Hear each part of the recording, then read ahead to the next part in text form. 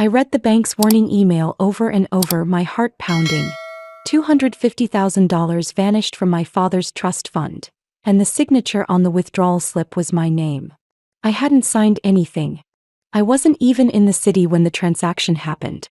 But someone had impersonated me, and who else but those closest to me could have pulled it off? I rushed straight home from the airport. The library door was slightly ajar, and in the warm glow of the desk lamp I saw Derek, my husband, leaning over signing papers. Sitting across from him was Madison, my stepsister, draped in a black dress as if she were about to take over the entire family. A stranger of a lawyer quietly slid the documents toward them. Derek looked up, not the least bit surprised. Instead, he was calm, almost dismissive. "You got back in time, Arabella. Don't worry, this is procedure. That trust was never really yours." I froze, shoes still dusted from the road, luggage untouched in my hand. For a split second I felt like an intruder in my own house. But instead of screaming, I pressed my lips together. My eyes turned cold. They thought I would crumble. But they didn't know. The game had only just begun. I had learned to live with emptiness since I was very young. My mother died when I was only 8, leaving me memories of afternoons when she painted in a sunlit room, the smell of paint in the air and soft classical music playing from an old radio.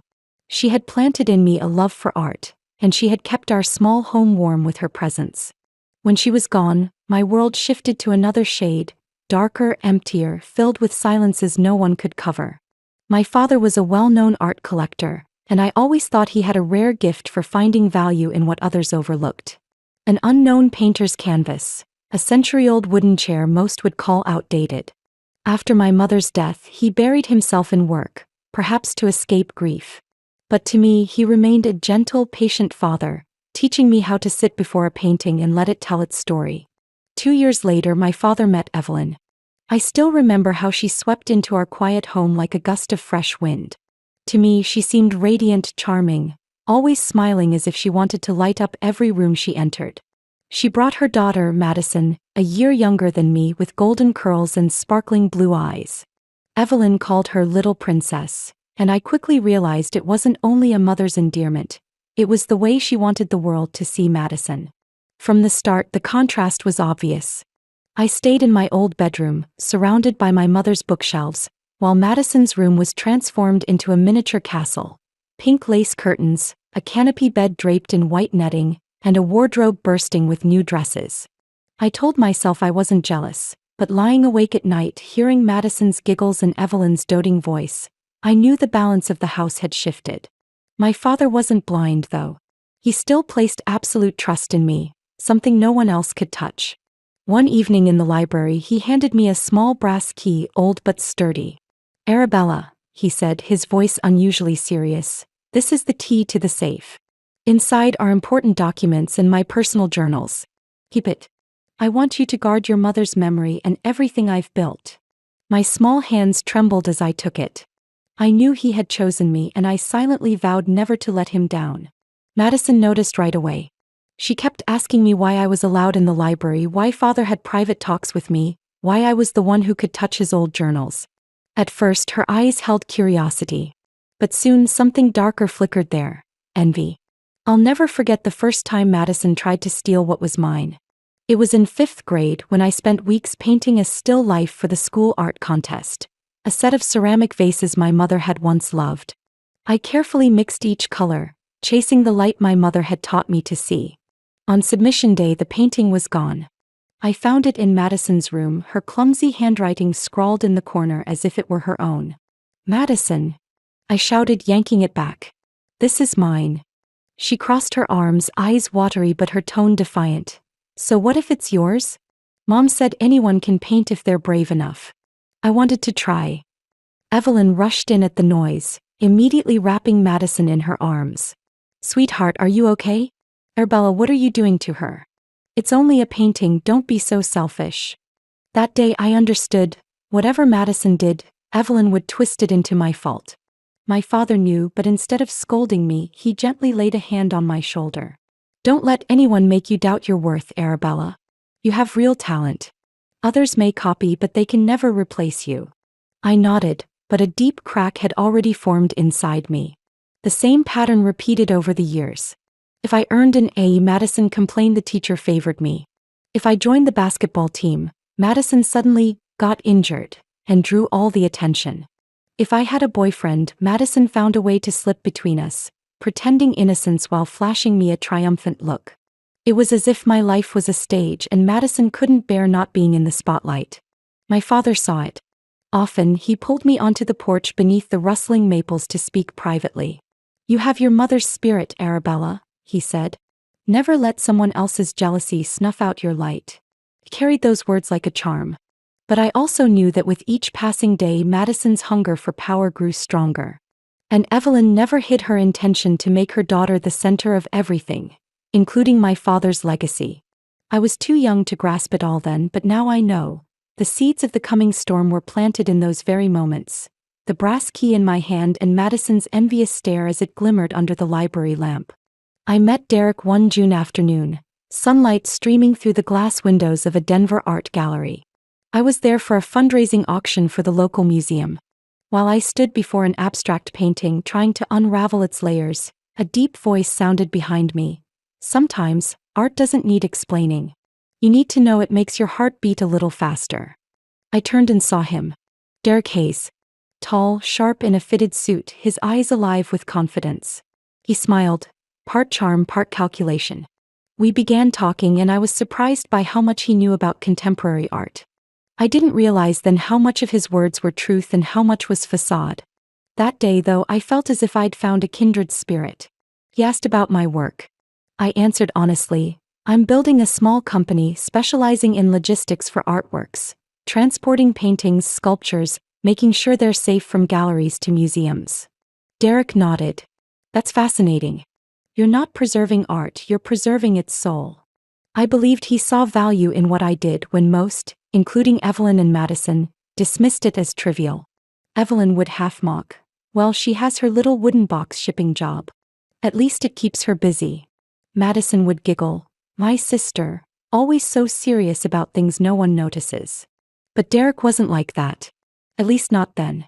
He listened closely, asked about temperature-controlled containers, insurance for multi-million-dollar works. My heart lifted, finally feeling understood. He was equally skilled at charming Evelyn and Madison. The first time I brought him home for dinner, he handed Evelyn a bouquet of white orchids, her favorite though she rarely bought them. She glowed, instantly seeing him as a perfect gentleman. For Madison, he lavished praise, calling her a natural with style, even when she wore something simple. Madison blushed, her eyes sparkling, and from then on, I knew she had one more reason to resent me. So I overlooked it. Through my eyes back then, Derek was everything: smart, ambitious, seemingly devoted to me. We dated less than a year before he proposed. My father passed the year before Derek proposed, leaving a void nothing could fill. Evelyn was openly delighted, repeating that at last I had a man to stand behind me. Madison stayed beside me at the engagement party, smiling with her lips while her eyes gleamed cold. The wedding took place in a garden. I wore a flowing white dress, walking through the flower aisle to the sound of soft music. Derek held my hand tightly and whispered, "I'll make you happy." But the truth revealed itself slowly, piece by piece, not loud, not dramatic, but quietly like an underground stream. In the first months, Derek still kept up the image of a sweet husband, bragging to friends about my smart wife who works in art logistics. But after we moved into the large house my father left behind, his tone began to change. One evening, I excitedly shared that my company had signed a contract to transport a collection of paintings from New York to Los Angeles, valued at more than $2 million. I thought he would be proud. But Derek raised an eyebrow, sipped his wine, and smirked. "Not bad, at least it keeps you busy. But you know, compared to the investment deals I'm handling, your contract is like a few cardboard boxes." That phrase, cardboard boxes, stabbed straight into my heart. This wasn't just work. It was what I had built with my own two hands. I swallowed the hurt, telling myself maybe he didn't mean it. But later he repeated it, more and more clearly. He began introducing me to his friends with half-joking, half-serious remarks. "This is Arabella, my wife. She keeps paintings from tearing during transport. Very important." Everyone laughed and I forced myself to smile while heat rushed to my face. As time passed, Derek increasingly saw me as a door to a treasure chest. He was more interested in my father's inheritance and the assets in my name than in my joys or sorrows. He constantly asked, "Have you withdrawn profits from your company yet? Can you move more into our joint account?" When I hesitated, he sighed, "I want us to live comfortably." "I know you can do it." Evelyn praised Derek endlessly, calling him the steady man this family needs. Madison acted overly close, often calling him to ask for career advice.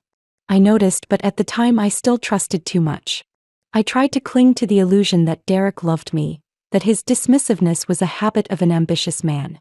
But deep inside I started to hear the cracking sounds, the silent fractures seeping into our marriage day by day. Madison was never good at any job. After graduating with a degree in public relations, she bounced from place to place. A small PR firm in Chicago, an ad agency in Dallas, then a fashion startup in Los Angeles. Everywhere the story was the same. Loud beginnings, then conflict, then quitting or being fired. I heard the excuses countless times through Evelyn, who always blamed others. "Oh, Madison is so talented, but her co-workers are jealous. Her boss is selfish, couldn't see her worth." After a while I stopped reacting. I thought if she were truly good, someone would have kept her. Then one evening I came home to find Evelyn sitting in the living room with Derek. The yellow lamp cast her familiar look of feigned worry. "Derek," she said, "you know Madison really needs an opportunity. She's tried many places, but no one has the patience to guide her. You have experience, a position. Can't you help her?" I remained by the doorway, each word sinking in. Derek folded his arms and nodded thoughtfully.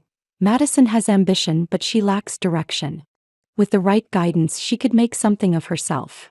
Evelyn immediately smiled, glancing at me. "See, Arabella? Your husband understands. She needs a hand up. Our family must stand together, grow together." I was used to Evelyn manipulating every conversation. She didn't ask me, she made it sound like a duty I had to carry. At dinner, I cautiously said, "Madison should find her own path. If Derek wants to help, maybe give her advice." Derek set his glass down, his tone calm but pressing. "I can arrange a junior associate position for Madison at the investment firm. Just temporary. Nothing major." Evelyn's eyes gleamed with satisfaction. In my chest, unease spread. But to avoid another argument, I nodded. A few weeks later, Madison was by Derek's side at nearly all his events. From partner meetings to financial conferences, she dressed sharply, smiled perfectly, and was always introduced as, "This is Madison, my special associate." The first time I heard it was at a fundraising gala. I arrived late after handling a delayed shipment of antique paintings at the airport. Walking in, I saw Derek on stage with Madison.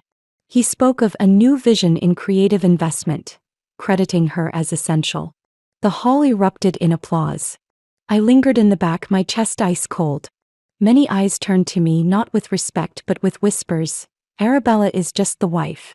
The real duo is Derek and Madison." Soon rumors spread fast in business circles.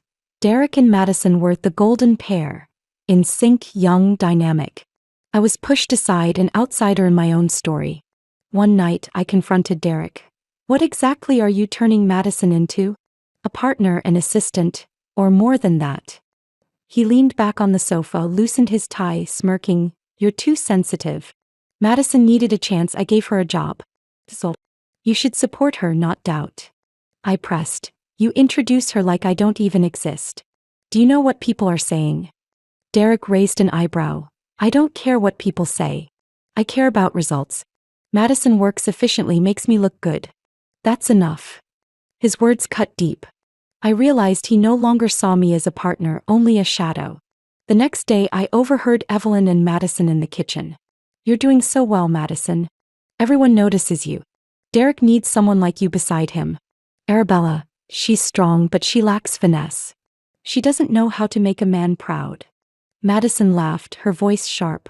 "I'll make sure everyone sees it. She's not the powerful woman of this family, I am." My hands trembled at the doorway. After all these years, Madison hadn't changed. Only now her weapon wasn't childish tricks to ruin a painting. It was my husband and my family's reputation. More and more, Derek flaunted his closeness with Madison. He boasted of projects they brainstormed, of meetings I wasn't invited to. Madison never missed a chance to jab. Arabella's busy with her art shipments. I'm helping Derek close multi-million-dollar deals. Each word was a knife, but I never let them see me bleed. I quietly observed, collected, kept my face composed. Deep down I knew a hidden war was starting, and I couldn't afford to lose. One morning while checking my company inbox, I received a strange email. It had been mistakenly forwarded from an internal address at Derek's firm. The subject line read, "Final Investment Agreement, Grant Gallery." My breath caught. Grant Gallery was the art space my father had left behind, which I later renovated to display part of our family's collection. It wasn't just property, it was a living memory of him. Why was there an investment agreement about it? I opened the attachment. The words cut like knives. At the bottom, right above the line "Transfer ownership to Derek Hayes," was a signature. My signature. Perfect, precise, so flawless that if I hadn't known I never signed, I might have doubted myself. My face burned hot while my hands turned icy. My heartbeat thundered. They had crossed the final line. This wasn't only betrayal in love or humiliation in crowded halls. They were stealing my father's legacy, the very thing I had sworn to protect. That evening I tested Derek. He sat in his office, tie loosened, whiskey in hand. "I got a strange email," I began evenly. "Something about Grant Gallery." He didn't look up, smirking. "You're mistaken. Probably a system error. Don't worry. Something that big wouldn't go through you anyway." The words exposed his truth. In his eyes, I wasn't important enough to be informed, not worthy to be part of decisions. He never imagined I had seen that forged signature. In that moment I knew, if I spoke out, Derek and Madison would deny everything. They would paint me as paranoid, unstable. I had seen it before, how my mother was cornered without proof, her truth dismissed. I would not repeat her fate. I needed a plan. One not led by emotion but cold, meticulous. I named it Operation Phoenix, the phoenix rising from ashes. That night I sat alone in the library, the desk lamp casting light over my father's old papers. I turned the pages of his journals, filled with details of artworks, transactions, and small notes meant for me. In the corner of one page he had written, "Trust your eyes, Arabella, but always keep the evidence in your hand." It was as if my father had foreseen these very days. The first step of Operation Phoenix was to control information. I called my personal attorney, Clara Hughes, a former law school friend who later became one of the best financial litigators in Denver. "Clara," I said when she picked up, "I need your help. My forged signature appears in a transfer contract. I don't want to file a lawsuit yet, but I need you to quietly gather every piece of evidence." She wasn't surprised, only sighed. "Arabella, I've been waiting for this day. I'll do it quietly, but you need to be ready. They won't stop at one contract." After that call, I felt lighter, though a cold determination burned inside me. The next day I went to my company. Nina, my CEO, noticed something different in my face and asked, "What's wrong, Bella?" I hesitated, then nodded. "Nina, I trust you. I need you to help me protect every dollar in this company. Anyone connected to Derek or Madison, cut them out immediately. And start auditing every financial document."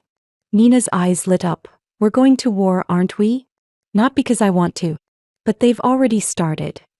In the days that followed, I lived in two parallel worlds. By day, I still smiled, attended events, and played the role of a calm wife.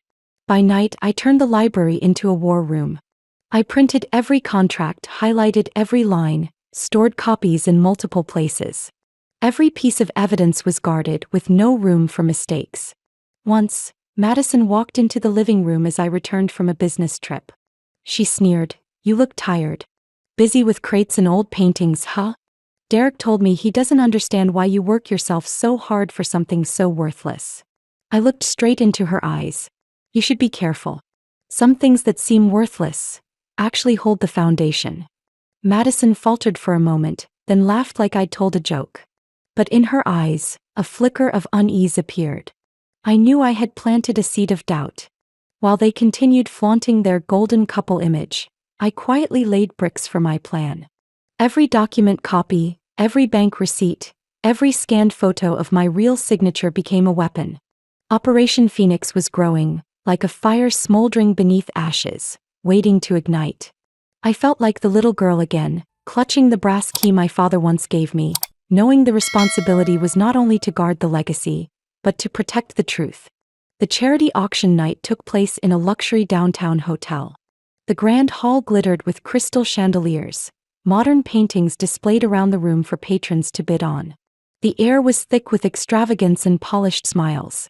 I walked in with Derek, wearing a classic long black gown, elegant, understated.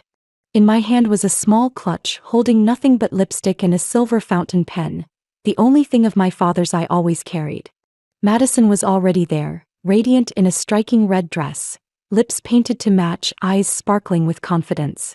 She quickly strode over, looping her arm through Derek's, then turned to the crowd, her voice dramatic and loud. "This is my sister Arabella. I'm sure you all know her, the lucky woman who inherited our father's massive fortune." Laughter rippled through the tables. I felt the weight of appraising stares from collectors and businessmen. Madison went on, her tone sweet but sharp-edged. "She's not really into business. Just lucky, right, sister?" Derek raising his wine glass, nodding with a smirk. "That's right. Without this family, Arabella would be nothing. Thanks to us, she has what she does today." The room echoed with small chuckles and nods of agreement. To them it was harmless banter, a playful toast. But I knew, it was a public humiliation. My hand tightened around the clutch. Inside, a storm raged, but my lips curved into a cold smile. I let them perform their play before the crowd because I knew, the sooner they reveled in arrogance, the sooner they would slip. An older collector leaned toward me, whispering, "You're not angry?" If it were me, I'd have walked out. I turned calmly, meeting his gaze. "What truly belongs to you doesn't need proving in one evening." He nodded, thoughtful. That night I stayed silent until we got home. Derek was too drunk and Madison was busy texting, gloating about her victory. I closed myself in the study, sat at the dark wooden desk and called Clara Hughes. The phone rang twice before her steady yet warm voice answered. "Arabella? You're still working at this hour?" I drew a deep breath. "Clara, I need to meet you now. Tonight they publicly humiliated me before hundreds. I can't wait anymore. It's time for Operation Phoenix to move to the next stage." A brief silence. Then her firm reply, "All right. Tell me when and where." We met at a late-night cafe, where two women in business suits tucked in a corner wouldn't draw attention. When I arrived, Clara was already there, her hair neatly tied back, eyes bright under the golden light. I set down my bag, pulling out a file I had prepared. The forged contract copies, my company's financial statements, photos of my father's art pieces. I pushed them toward her. Clara flipped each page, her expression grave. "This signature. It was made with advanced simulation software. But it won't fool me. Do you have the originals?" "I've kept both digital copies and proof I was elsewhere when it was signed." She nodded, pencil marking notes across the margins. "We'll need a handwriting expert. I know one formerly with the FBI. He can prove this forgery in court." My hand trembled slightly. "Clara, they don't just want money. They want to erase me from my father's legacy. Turn me into a parasite living off luck." Her eyes softened. "Arabella, I've known you since law school. You're not the type to wait for fate. They chose the wrong person to challenge." I breathed deeply, the weight in my chest easing. "So what's our next step?" Clara closed the file firmly, her voice steady. "We'll build a complete case, financial, legal, legacy. But more importantly, Arabella, you must keep pretending to be weak. Let them believe they've won. When their performance reaches its peak, we'll drop the curtain." I listened to the faint clink of spoons stirring coffee around us, the glow of streetlights casting moving shadows outside. In my mind, Madison in her red dress and Derek raising his glass replayed vividly. But this time I didn't feel pain. I felt a cold calm, like a blade newly sharpened. "All right, Clara. Let them perform. I'll wait for the perfect moment to end the show." From that night at the cafe, I knew everything had shifted. It was no longer doubt or public jabs. It was war. And I needed every scrap of evidence, every smallest detail, to ensure that when the curtain fell, Derek and Madison would have no way out. Clara began by asking me to gather all records related to my art logistics company, the business I had poured more than 10 years into. I combed through every drawer, every file cabinet in the office. Dry documents, business licenses, ownership certificates, shipping contracts, suddenly turned into weapons. I remembered my father's words, "Arabella, papers are steel walls. No one can break them if you keep them in your hands." I gave Clara the original of my father's will, the paper yellowed with age yet still clear. The entire art collection, the house, and the trusts were entrusted to me until my death or my choice to transfer. Not a single line mentioned Derek or Madison. When Clara finished reading, her lips curved slightly. "This will is your shield. If they dare forge another contract, we can destroy it in one hearing." But I knew Derek wasn't foolish enough to rely only on forgeries. He was ambitious and calculating. Clara advised me to hire an independent auditor, someone with no ties to Derek. I agreed immediately. 3 weeks later, I met Wallace, a renowned auditor, silver-haired, sharp-eyed, once employed by major corporations before retiring to take private projects. He held a thick file, his voice calm but heavy. "Arabella, I've completed the review. And the findings are quite serious." My heart pounded as he turned to the first page. "Here is the spending report for the past 3 years. Numerous withdrawals from the operating fund lack matching records. In total, nearly $400,000. I traced the flow and most of it was transferred into Mr. Derek Hayes's personal account, disguised as consulting fees." I bit down hard on my lip, my hand gripping the arm of the chair. "Are you sure? Do you have solid proof?" Wallace nodded, sliding the detailed printout toward me. Dates, times, account numbers, amounts. Everything was plain to see. You can see here he fabricated invoices for consulting services that never existed. I've kept all originals and the bank statements. In court, no one can deny this. I closed my eyes, caught between fury and relief. Fury because my own husband had siphoned money from the company I built. Relief because finally I had a sharp arrow aimed directly at him. Wallace flipped to the final section. And here the company credit card spending. I noticed a secondary account issued under the name Carter. Does that ring a bell? I froze. Madison Carter, her birth name. Wallace continued, voice steady. "This card has been used consistently for the past 2 years. Purchases at luxury boutiques in New York, 5-star hotel bills in Miami, even a jewelry order worth more than $50,000 in Beverly Hills. All charged as business entertainment expenses under your company." A bitter laugh broke from my throat, jagged and raw. Was she really that stupid? Using a company card in my name to feed her habits. Wallace shrugged. Maybe she thought no one would check. Or that Derek would cover for her. But I've backed up every invoice with attached store surveillance footage. Hard to deny. I sat silent for a few seconds, staring at the stack of files. Each page reflected their true faces back at me like shards of glass. Clara arrived that afternoon, and when she heard Wallace's report, she smiled coldly. "Good. This is exactly what we need. Once I present this in court, it's no longer about betrayal in marriage. It's embezzlement and corporate asset abuse. They won't only lose their reputation, they could face criminal charges."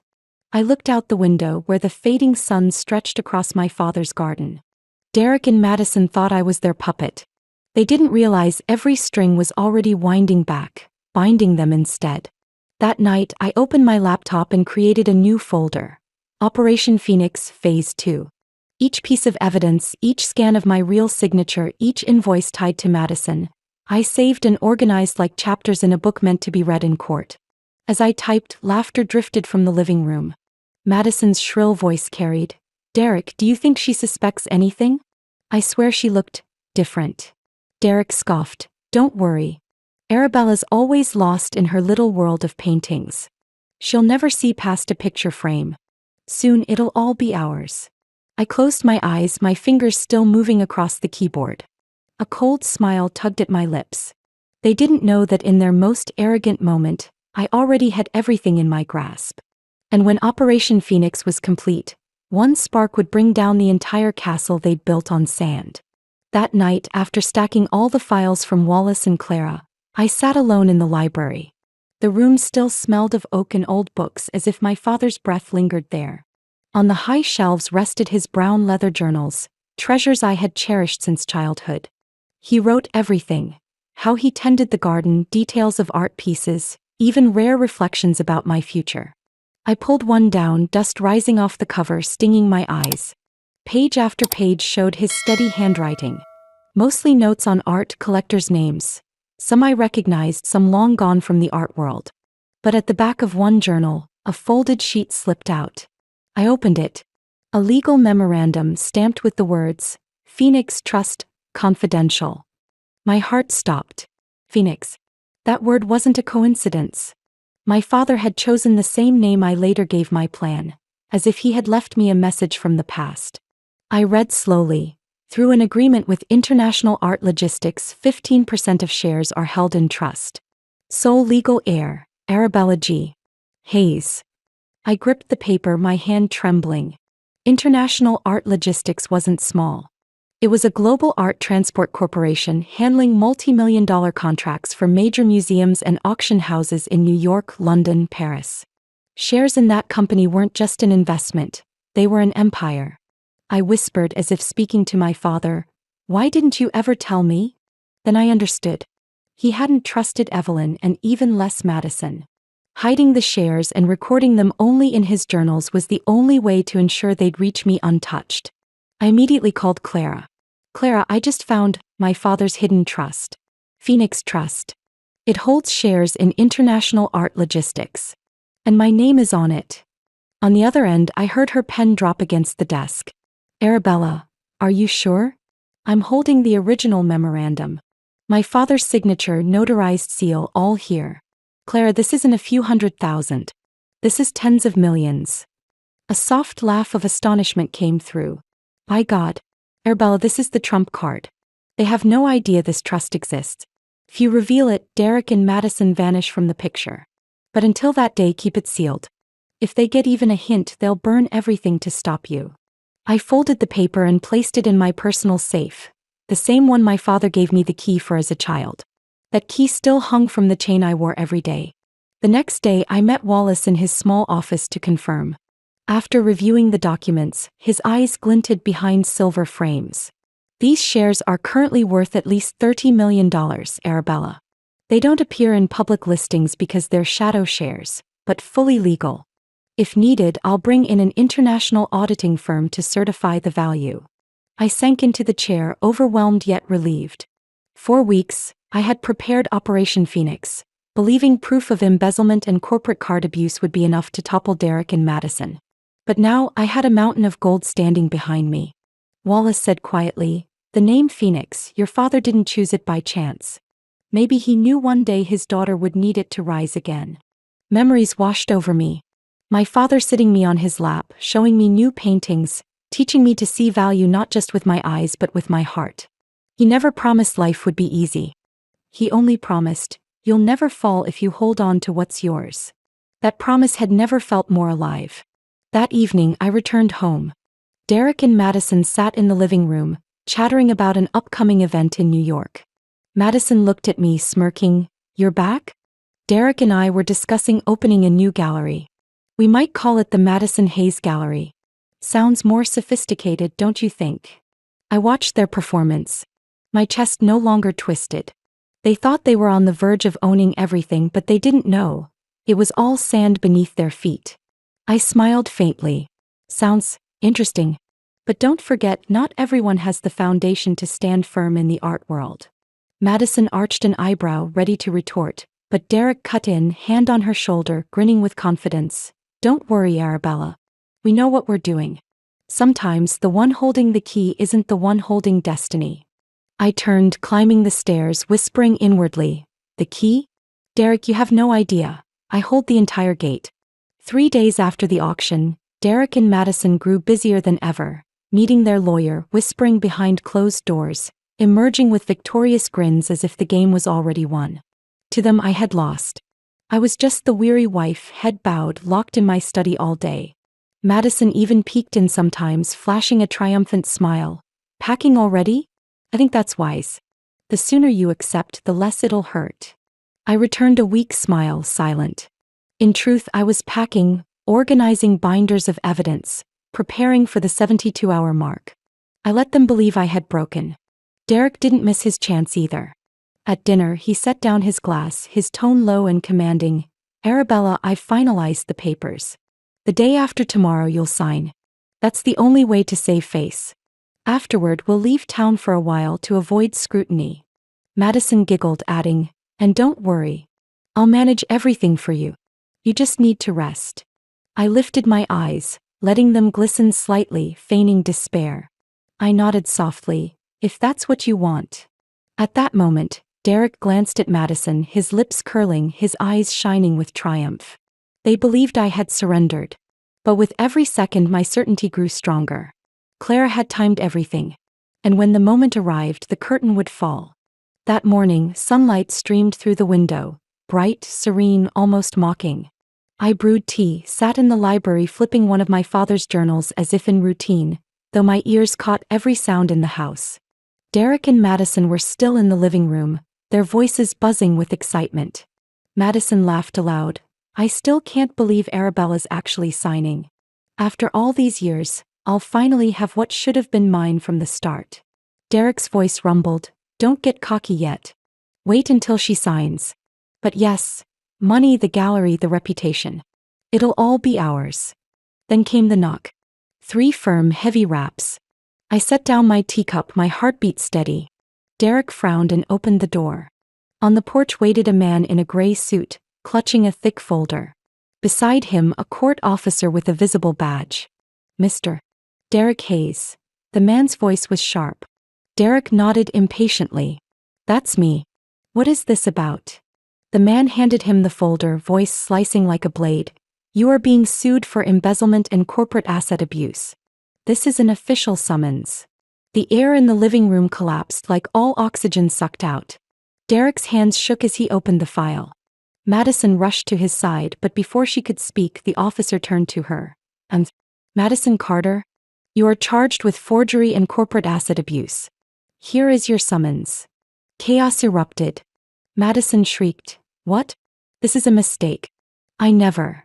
The man cut her off. We have transaction records, forged signatures, and credit card statements tied to Arabella Logistics. You'll have the chance to explain in court. Derek's face flushed, crushing the paper in his fist. This is impossible. Who did this? This is a trap. I stepped calmly from the library. Both of them whipped their heads toward me, panic blazing in their eyes. I shrugged lightly, my voice cool as air. Maybe, not everyone is as easy to fool as you thought, Derek. Madison trembled, stumbling forward, her voice cracking. What did you do? Did you call the police? Did you set us up? I didn't answer. Instead, I fixed my gaze on Derek. His chest heaved, his fist white around the papers. You once told me I was nothing without this family, I whispered. Maybe it's time you ask yourself, without me, what are you? The court officer placed another envelope on the table. You have 30 days to prepare your case. If you fail to comply, we will enforce the order.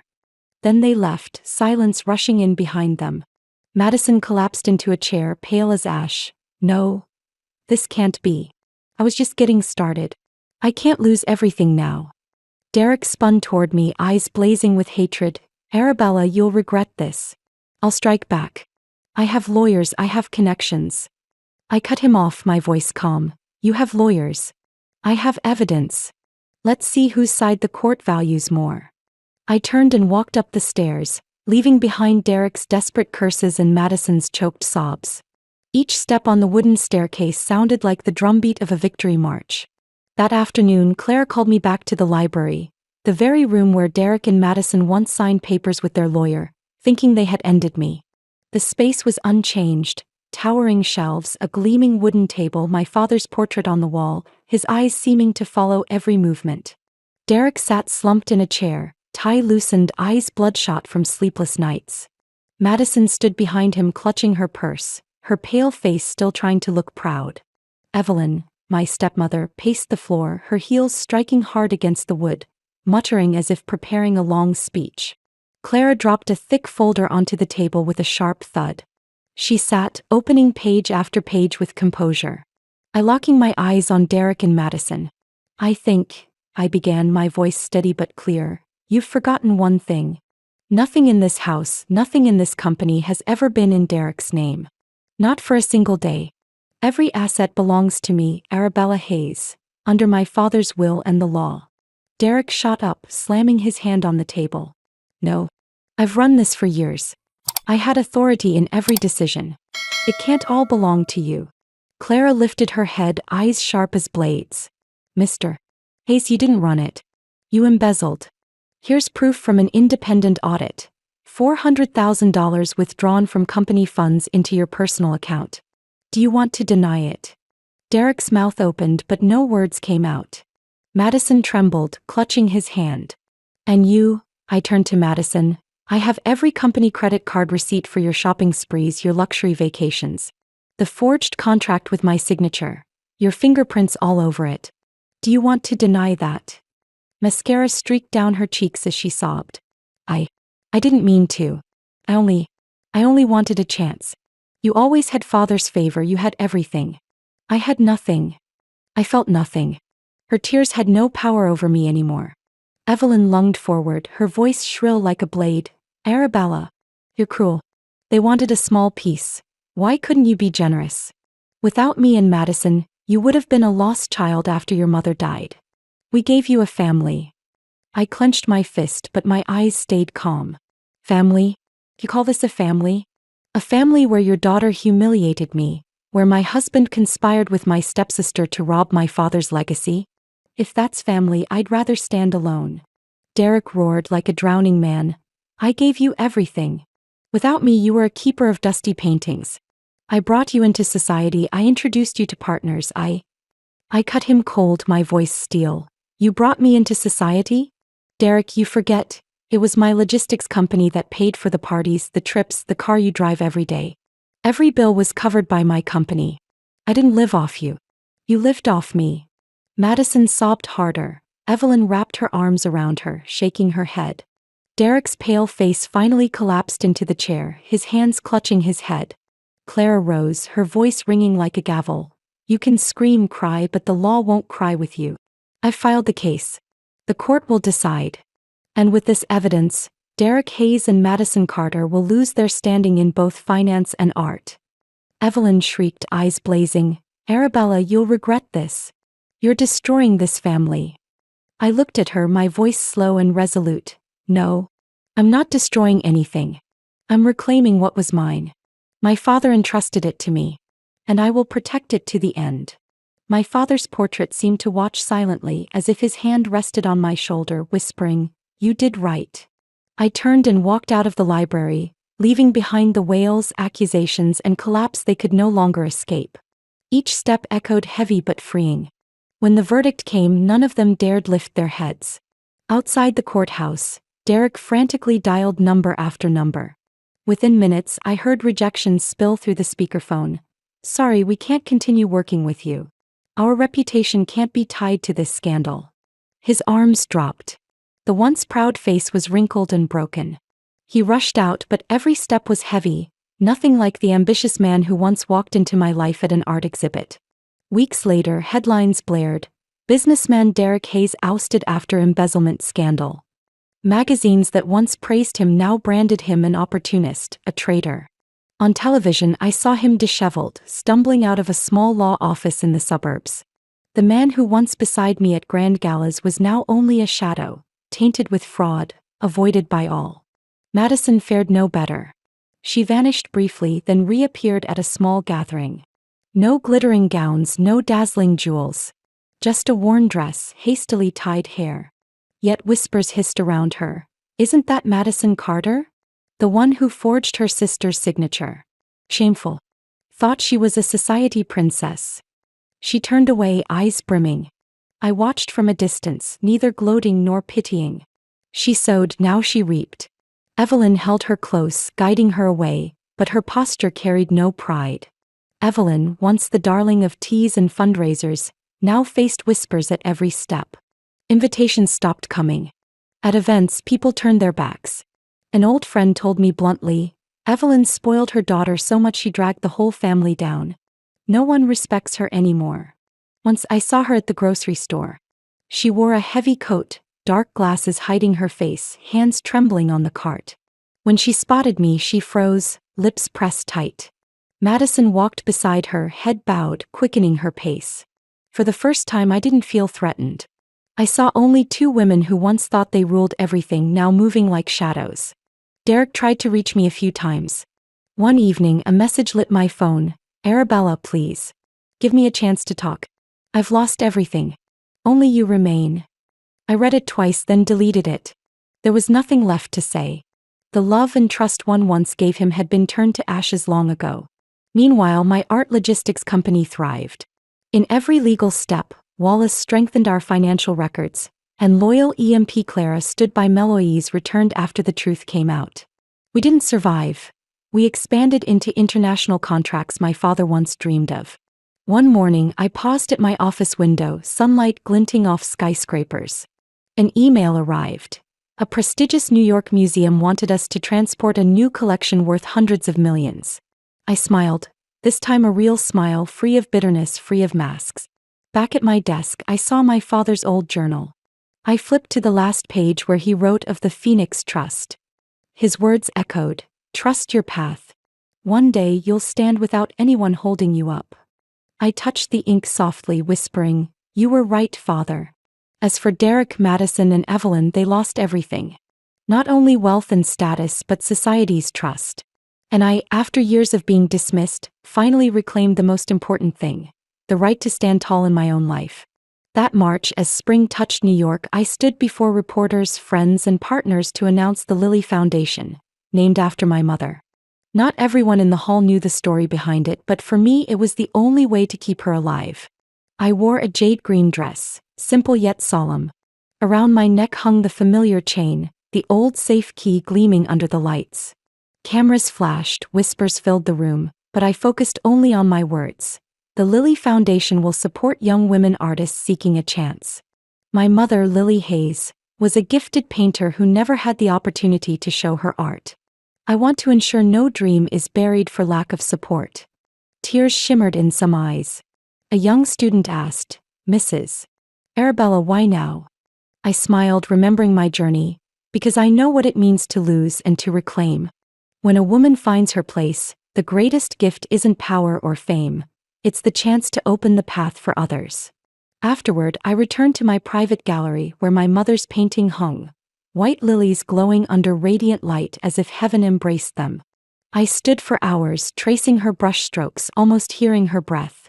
Clara entered, setting down a champagne glass. "Arabella, today you did what few can, turned pain into strength, memory into legacy." I touched the chain at my neck, the cold metal grounding me. "Clara, there were days I thought I'd never escape Derek, Evelyn, Madison. But now I see myself far beyond them.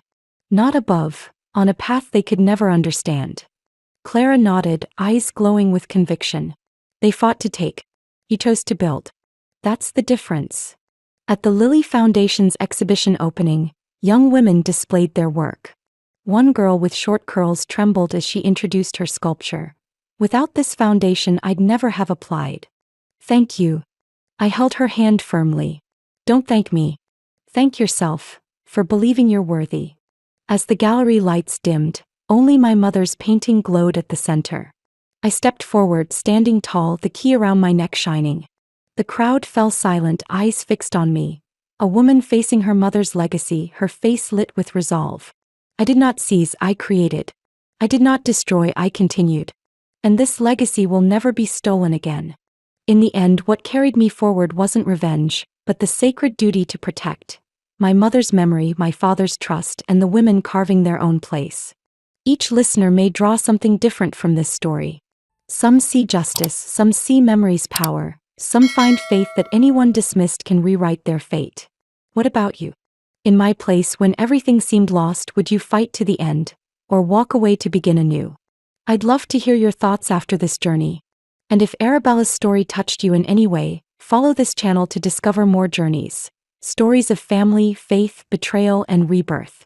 Each tale is a slice of life, sometimes painful, yet always strong enough to stir hearts and kindle hope. Stay with us so you won't miss the next story, where every family hides secrets and each person fights a silent battle to protect what they hold most dear.